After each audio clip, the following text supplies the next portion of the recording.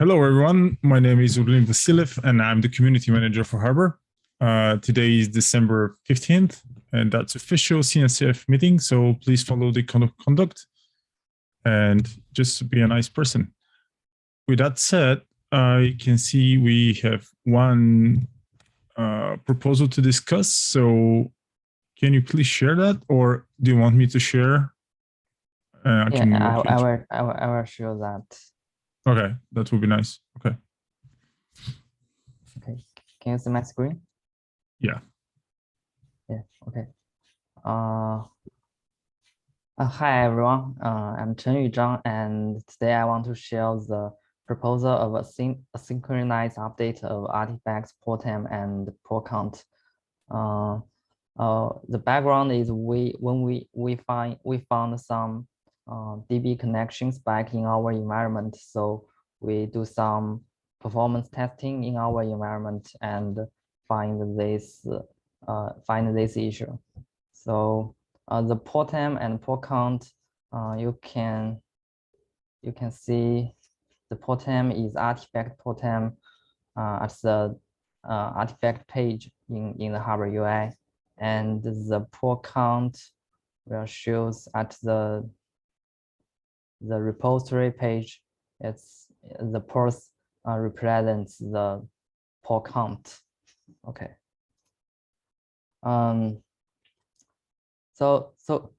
Currently, if the user pulls an artifact from the Harbor, and Harbor core component will raise two routines to update the artifact's port time and port count in the background, and for every pull request. So, and since it is a concurrent operation on a single record of the same table, we met some problems like go routines peeling up and the database log waiting in the case of high concurrent pull. So this will also take up the number of connections to the database, and those reduce the performance of Harbor. So my proposal is to synchronize update and merge the update operation of artifacts port time and port count to reduce the duplication of update work to the database, and we also provide the configuration to keep the original version update, which means the sync mode. This is my proposal is a sync mode. Okay, our goals, I listed 3 points. The first one is reduce the number of database logs. And the second one is fewer operations on the database update. And the third one is improve the throughput of the Harbor in the case of high concurrent pull. And our non-goals is we cannot ensure the fully accurate port time and port count of artifacts. And another is we cannot ensure the immediate synchronized port time and port count of artifact after you pulling the artifact, which means if you pull an artifact from Harbor and you go to the Harbor UI page to see the port time or port count, maybe it's not synchronized. So the Scenic update operations is not perfect. It will bring up some side effects like tag rotation and GC, which depends on the artifacts port time to filter candidates. But the probability of issues is dependent on the Scenic flash time duration. So if your interval is relatively small, then the probability of problems will be lower.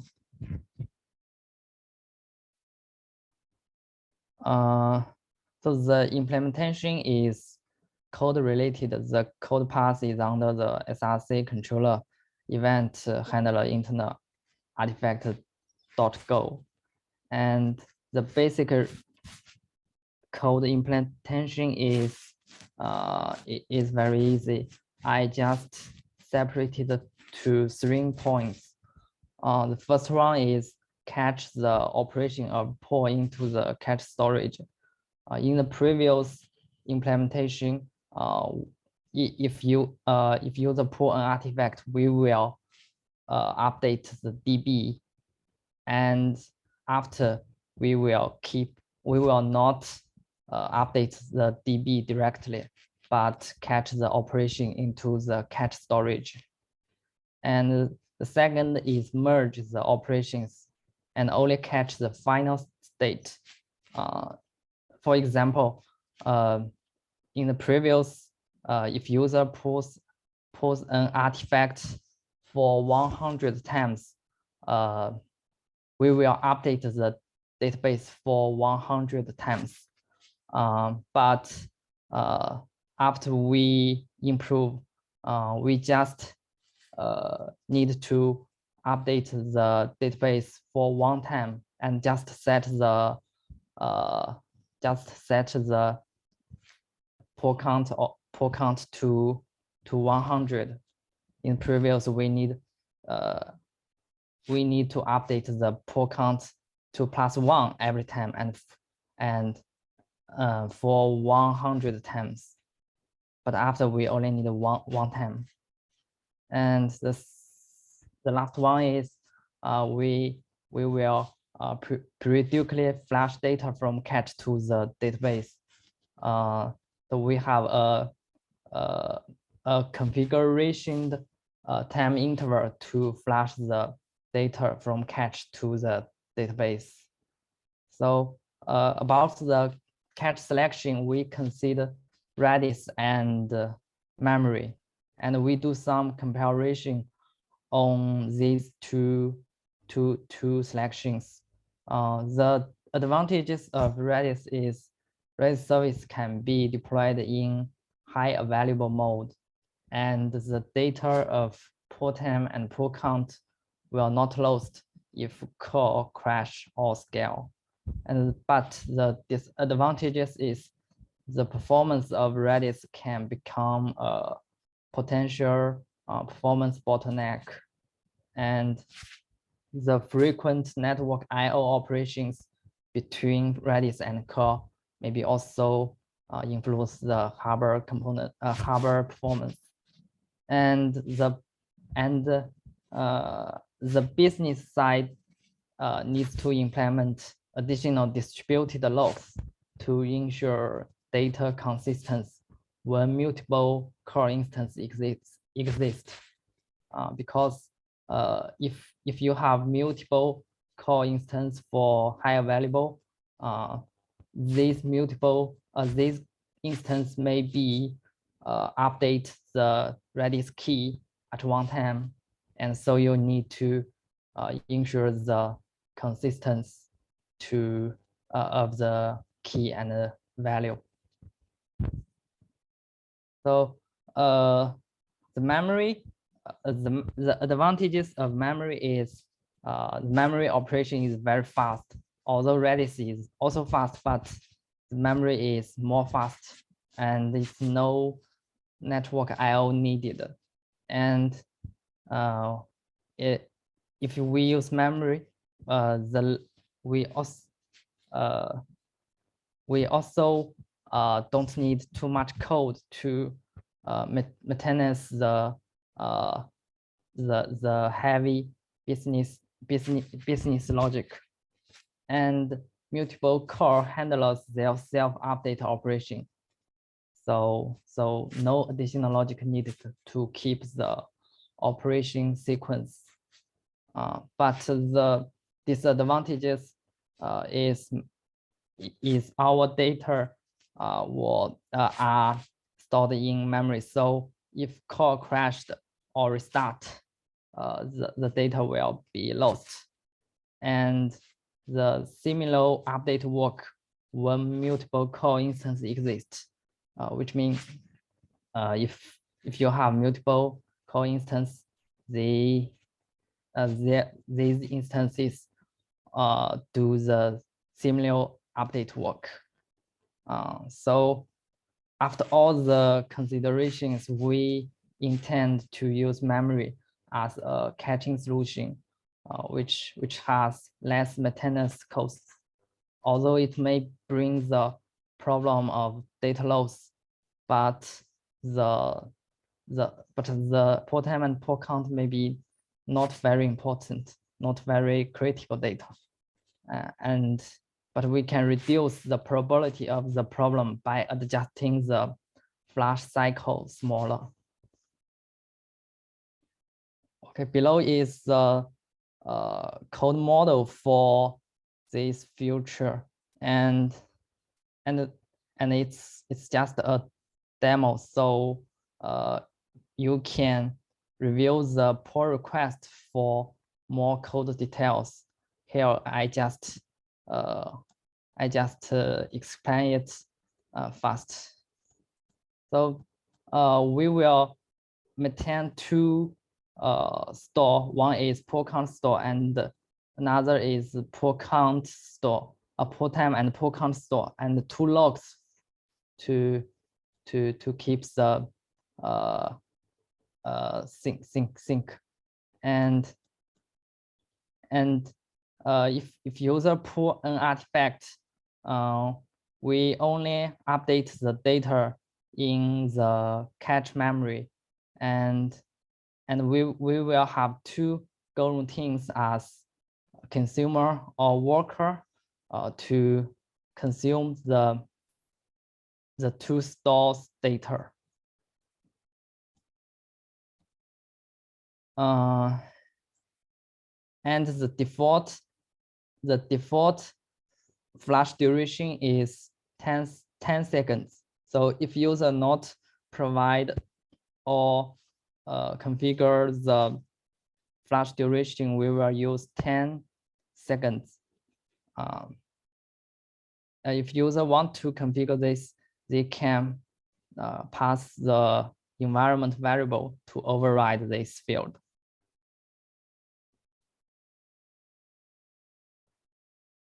Okay, so the code is not very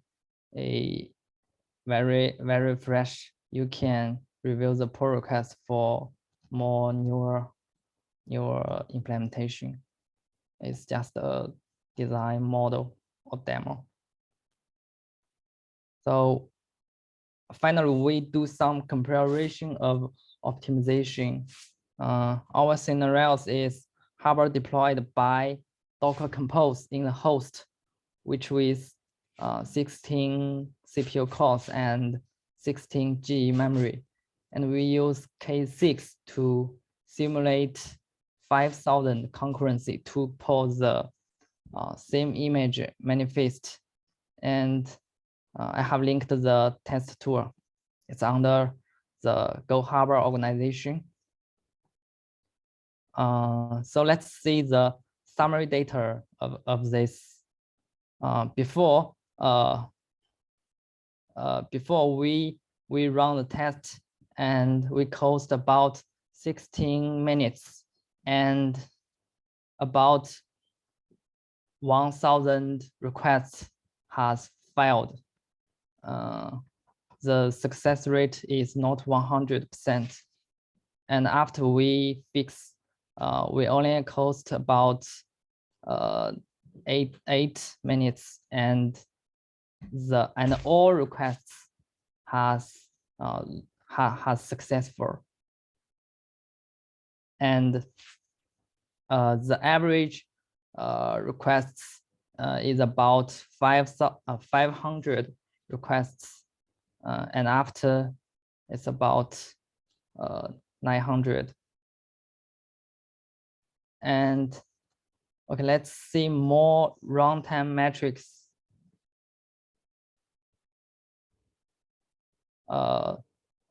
First, let's check the PG state activity.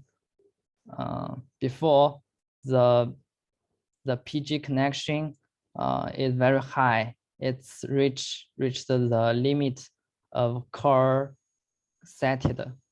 We set the max open connections 900, and the active connection of PG is 900, reached the limits until test done. And after we fix, we can see the yellow line is active connection. It's very low, and the green line is idle connection, which can be ignored because it will be released after the test done. It will not influence the normal use. Okay, next let's check the PG logs count. And before the PG logs count number is very high, it's about 3,000, and it will not it's not reduced. And after we fix, the logs number is very small. It's only little spike. And final is the HarborCon Guru routines. Before we check the Guru routines of HarborCon, it looks like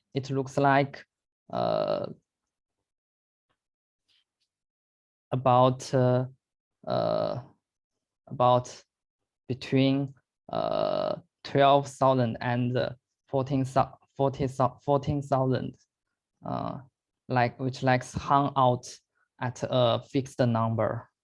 But after we fix, the routines has shows dynamic change, and the max routines numbers has reached 20,000, which means Golang runtime can schedule more routines to handle some business logic, which can improve the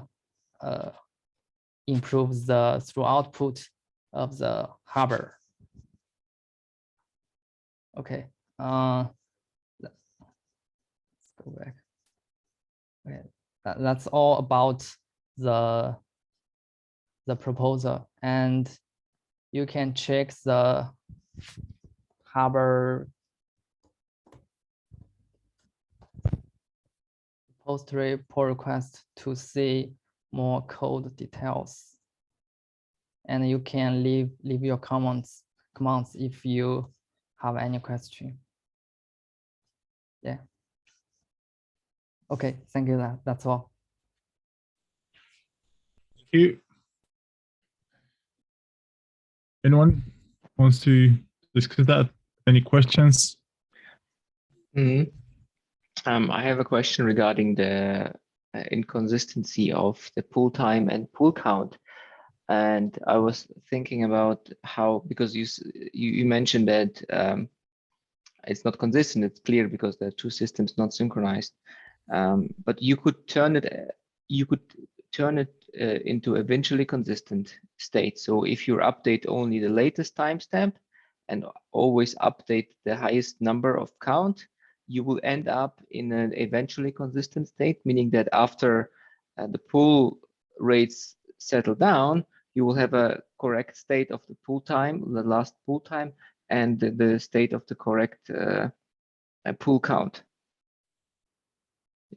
Yeah, right. So you could have this eventually consistent state, and this would be even better if you just update the latest timestamp, like the newer timestamp, and also add the count on top. So you always count up, but only overwrite the timestamp if it's newer.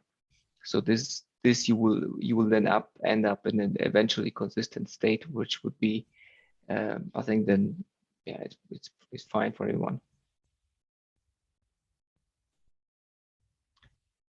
And then another questions I have is, did you had a chance to look at the pooling mechanisms of Postgres? not of Postgres, but the pool libraries. So because I think it would also help if Harbor would use a proper pooling library like this, which is not the one that's built in, which is kind of a really low or not rich on functionality. So I think if we would use a proper pooling library like a PGX, this would also be would have different numbers on than shown here. Yeah, I think we have another issue to replace the library to PGX. Okay. Yeah.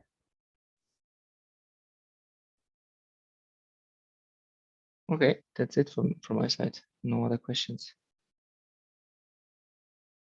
Yeah, yeah, Vadim, thank you.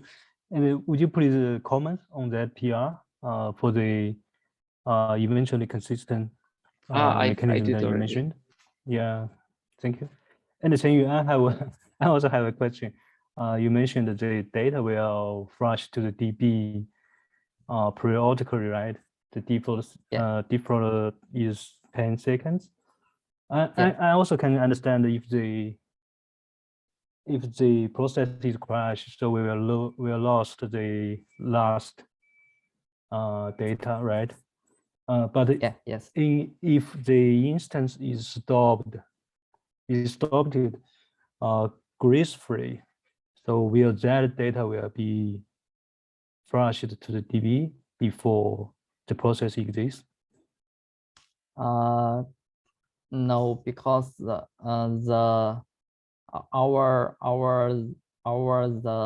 artifact event handler is can't be stateful.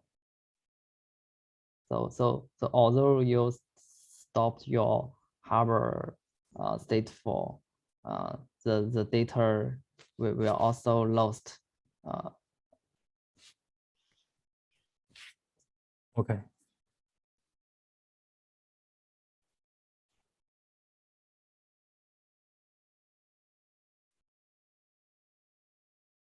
One else?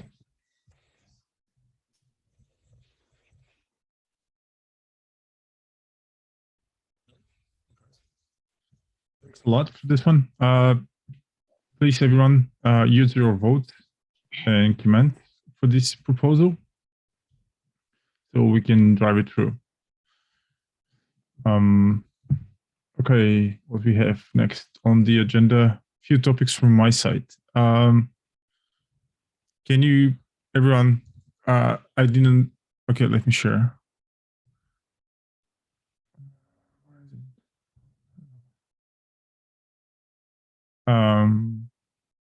There's a PR to update the governance doc. It's kind of work in progress, but please, everyone, can you take a look? I can assign you as reviewers because we need a supermajority of this one to accept the new governance doc. So we want to introduce a few new six community, and for example, the upcoming January, me and Abigail, we're gonna kick off a new effort to start the docs working group, which will be hosted under a different SIG, just for purpose of managing it properly. So my ask is if you can go over this pull request in the community repository 108.80. If you can read through the document and mark something if you're not happy with it or add new stuff. The next one, FOSDEM again. It's about to close in 2 weeks, I think. And KubeCon CFPs are to close in 2 days. So please reach out to me if you need help to create your CFP. If you're interested in any of these conferences, I've already submitted 2 CFPs for FOSDEM, one for Harbor and one for another project that I'm working on. And my idea is to do like a Harbor 101 kind of talk, very brief introduction, status update on the project, deployment, and few demos around few stuff that I want to show the audience. And primarily is to try to get some folks joining us from that community, which is huge community of developers. And my last topic for today is, as I said, me and Abigail, we're going to kick off a docs working group, maybe second half of January. So any recommendations from your side or any inputs would be great. So we're going to use already existing process to start it up and announce it properly to the proper channels. So if you have something in mind, or if you have friends that want to join open source community or want to join us, the docs working group will be a great start for everyone. Yeah, so that's from my side. If anyone else has a question or want to discuss something. I had a question to the CFP. I'm planning to make a CFP for Harbor for the KubeCon. And I'm currently writing down. I was looking at the CFP process, and it says I've posted you on Slack as well. And yeah, I saw that. There are two processes. One is for the normal process, and one is like the maintainer process, which should be a different one, but I could not find it where and how it is. Are you trying to submit for the maintainers track, or you as a maintainer to submit a talk? Or more likely the second one, because it will be about Harbor, but it will be also about other tools like open policy agents. It's more about integrating Harbor into Kubernetes and automate workflows and tools there, presenting the tools, how they're working, and bringing it all together for the Kubernetes operator. So it's not about the showing new features, functionality of Harbor. It's more about how to work with Harbor and the Kubernetes environment. So the question is it still kind of the maintainer's track, or is it independent of that? I think not sure if we already submitted the maintainers track talk. Jolene, do you know that? Yeah, I think we currently did not submit, and we did not get the notification to submit the maintenance tracking as of now. And Vadim just mentioned, I think it is more like to submit a CFP. Okay, so it's not then it's not a maintainer track then. Yeah, I mean, usually in the past in maintainer track we will introduce the new features and the roadmap and exactly. something brief introduction for the new users to the community, and also we'll include some guidelines to tell community how to participate in the Harbor community.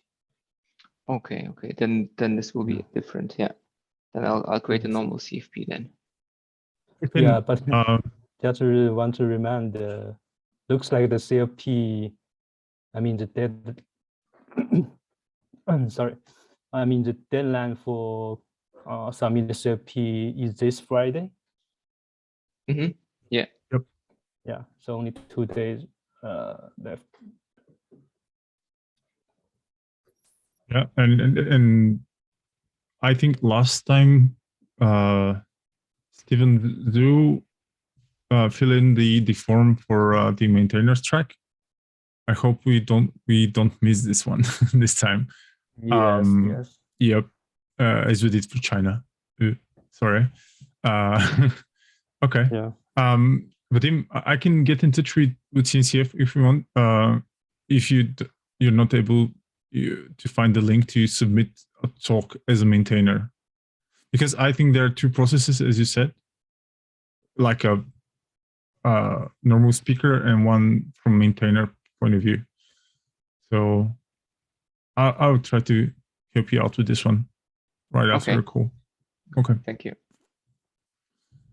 And are you gonna submit something for FOSDEM as well? Because I think you said that you want to do it. I can, yeah, if I have it for KubeCon, I can also submit it for them as well. Yep. All right. So in that case, I think we can coordinate that a bit if you want. Okay. If any of us is accepted, I think we can join if you want, and do something together. It'd be Yes. cool, I think. Right. Okay. Another topic. Since the Christmas holidays are approaching in the vast parts of the world, since starting next week, I think we can skip all meetings until January, the beginning of January. But I just want to have everyone's agreement on this call, if everyone is happy with this one.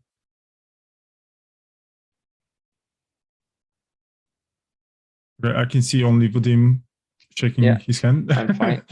So I can get that. That's okay. And yeah, all the other quiet people, I'll get your silence as a yes as well. Okay. So what I'm gonna do, I'm gonna write a mail to the mailing list and pin a message into the Slack channel that we're gonna skip until January, whatever comes the first meeting. Yeah, sounds good. Sounds good. Mhm. Yeah, I have just mentioned. I have just noticed that AV put a question in the chat and regarding update on 2.5. So I can provide a briefing update for that. And like we talked in previous community meeting, when we planning the 2.5. So in 2.5, we majorly have focus on support the core sign. We have shared the proposal in one of the community meeting, and another focus is on improve the performance about the about the database level, like Chen just present to introduce some catch layer. Also, another area is improve the GC enhancement. I remember when team have collected some GC related issue in the discussion. So we have included some issues from that to in 2.5. So currently we are still in progress to work on this kind of new features or improvement. So that's the current status, I think.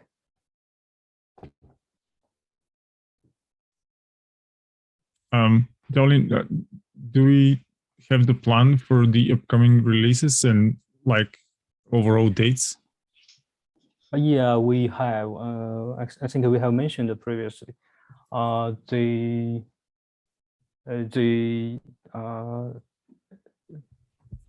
the rough target date for 2005 is by end of February next year.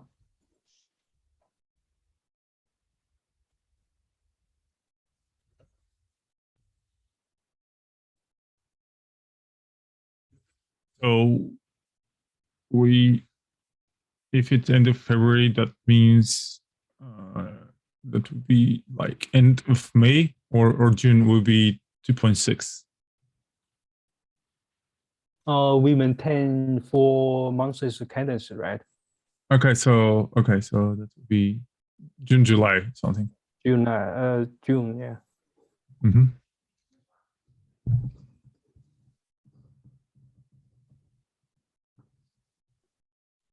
Yeah, okay. This trying to figure out what will be the update for KubeCon. If it's gonna be for 2.6, but we won't be there yet. Thank you for that. And we have another question about the lock for J2 vulnerability. Anyone can talk about it? Yeah, there was one already on the Slack chat and a similar question, and Yeah. yeah, it does not affect Harbor because Harbor is not using any JVM, so there is no search capability built in Harbor, which is based on Elasticsearch or on Solaris or that like. So there is, I mean, Harbor is not affected by this vulnerability because there is nowhere in the whole stack log4j used. So this we can answer that it's not affected by this vulnerability. Vadim, can you write a mail, a very short one, to the mailing list, so we can answer that? Yeah. For the whole community, not to like. I mean, and we can point to that mail in tweet and everything, so okay, we can inform the whole community that we are clear of this one. Yeah. Thanks for that. I was gonna write it, but I'm not sure if I can word it properly in the right terms as you already did. So I can do this now. Yeah, that would be fantastic. Yeah, that's cool. All right. Anyone else?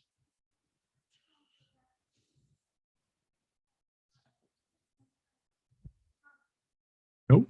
Okay, then thank you for your attendance today. Very useful discussions, I think, and see you after the New Year's Eve on, like, what's that, 5th of, no, that should be 6th of January, I suppose. If not, the first time right after the Christmas break. Happy holidays, everyone, and talk to you. Bye. Everyone, bye-bye. Bye-bye. Bye.